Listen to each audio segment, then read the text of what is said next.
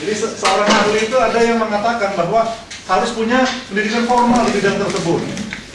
Jadi kalau dia misalnya sarjana elektronika, master elektronika, atau doktor di bidang elektronika harus kuat. Dia bagi sebagian hakim pantas untuk dibilang saksi ahli di bidang elektronika. Tetapi ada juga yang berpikir pendidikan formal tidak terlalu perlu, pengalaman yang lebih penting.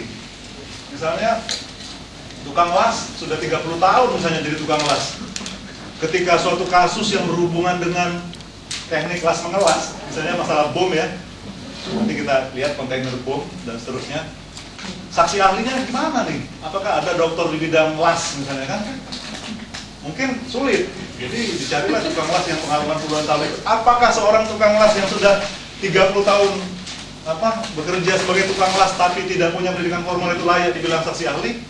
Itu masih sering jadi perdebatan. Tapi harusnya ada pengakuan masyarakat bahwa dia ahli, minimal walaupun dari background pendidikan atau pengalaman. Juga siapa yang menjustifikasi bahwa dia ahli apa enggak? Orang-orang yang bekerja di BLT itu dong Pak. Ya organisasi formal harusnya. Misal kayak Roy Suryo berkomentar, sedang dari para orang-orang IT, misal banyak yang tidak pendapat dengan dia, harusnya dia tidak dijadikan seorang yang saksi ahli gitu. Karena lebih pada peran media menganggap dia pakar telematika, padahal orang-orang di telematika itu tidak menganggap dia seorang pakar gitu. Dan Polri melakukan kesalahan ketika dia meminta Roy Suryo menjadi saksi ahli gitu misalnya. Dan diterima oleh pengadilan kan bahwa dia saja ada bukan. Ya, saya mengerti sekali itu. Itu pendapat Mas tadi benar sekali. Sering banyak sekali itu, terutama kasus besar ya. Kayak Roy, siapa sih yang menganggap Roy itu ahli di bidang telematika kecuali wartawan gitu loh, bahwa dia dibesarkan oleh media dan seterusnya gitu. Saya sendiri juga punya opini saya pribadi ya terhadap hal tersebut, tapi itu masalahnya Pak. Kalau hakim ketuk palu saksi ahli, mau bilang apa kita gitu loh? Protes di luar pengadilan sampai berdarah-darah.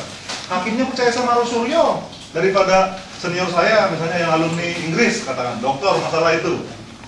Hakimnya nggak percaya gitu loh. Lulusan IHE. Nah, lulusan IHE kan itu. Jadi ya itu.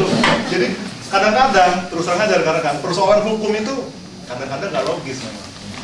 Karena relativitas hakim kan mutlak ya. Hakim itu sama kayak dosen ngasih nilai. Nggak ada protes. Kalau protes ya proteslah jauh-jauh gitu. Kira-kira gitulah. Saya sendiri pernah seringkali mengalami seperti itu. Kadang-kadang kita terhina sekali di pengadilan itu. Saudara saksi ahli, mungkin Pak Rahmadi juga punya banyak pengalaman seperti itu. Apakah saudara pernah baca buku ini? Ya, buku kita nggak ngerti dong. Mungkin kita lupa. Belum Pak Hakim. Kalau gitu Anda nggak layak. Masa gitu? Padahal mungkin bidangnya nggak relevan atau belum tentu relevan kan gitu. Saudara saksi ahli, saudara pernah menangani masalah kasus yang seperti ini? Belum Pak Hakim. Udah nggak ditanya lagi kita.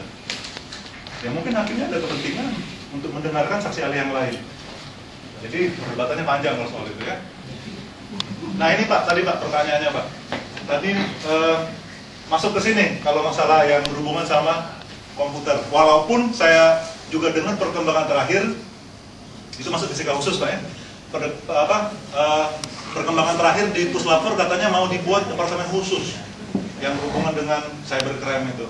Jadi karena di Barreskrim juga sudah ada unit khusus yang ngurusin masalah itu, white collar crime, kejahatan kerah putih yang berhubungan sama ya teknologi yang inilah, masalah money laundering, masalah perbankan gitu ya. Jadi untuk mengimbanginya maka di forensik sendiri akan membuat unit khusus. Namun selama ini masih tergabung di fisika khusus tadi.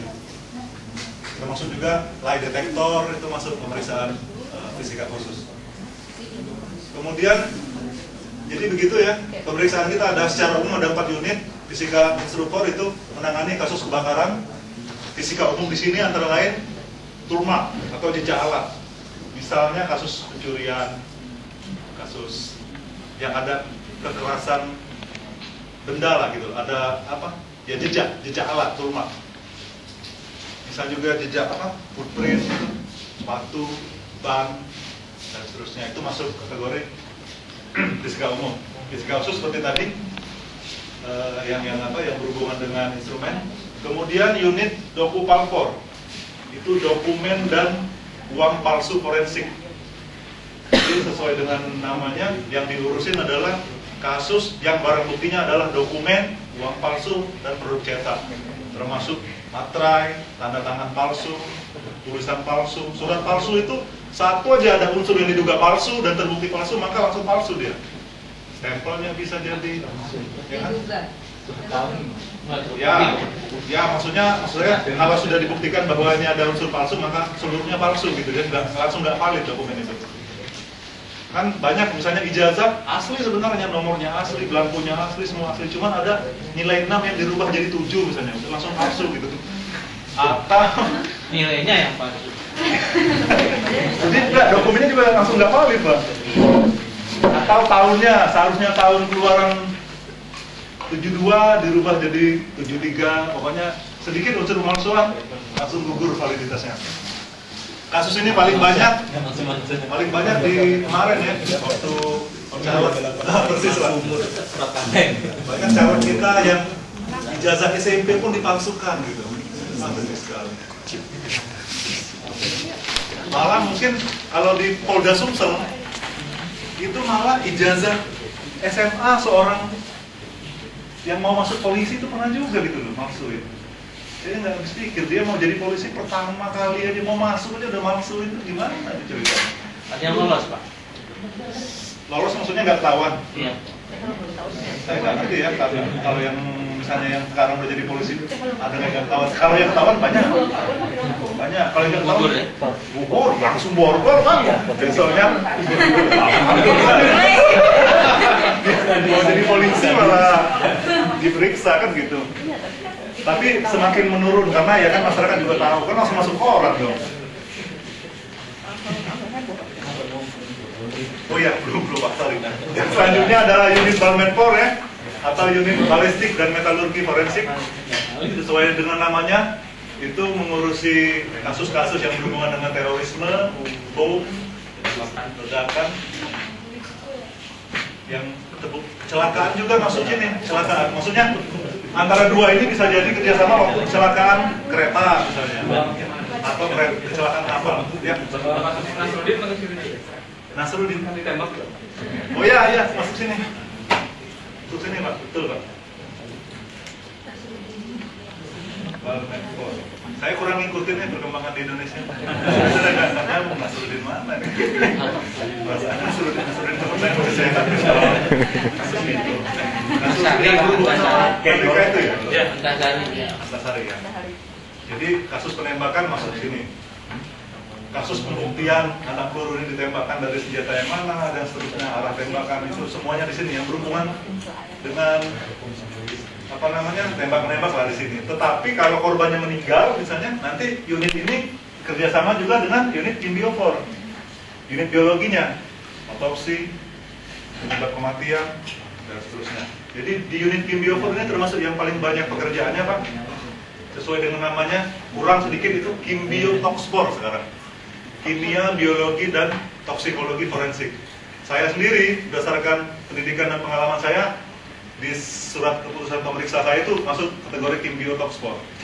Jadi, saya nggak terlalu expert, rekan-rekan sekalian, di bidang yang lain ini, tapi saya sedikit banyak tahu lah. Tapi sehari-harinya, saya konsentrasi di Kimbiotoxfor. Karena saya kimia dan juga ada sedikit latar belakang farmasi ya. Itu yang diurusi adalah kimia umum. Kimia umum itu kasus misalnya pemalsuan produk industri, pemalsuan pupuk, ya pemalsuan, pokoknya pemalsuan lah, pemalsuan Obat. Ya, obat. Pernah nemu kasus pembunuhan yang mirip cerita detektif? Ya ternyata pembunuhnya siapa gitu. Oh gitu. Pernah nggak? Sering Mas. Nanti saya malah nyiapin assignment.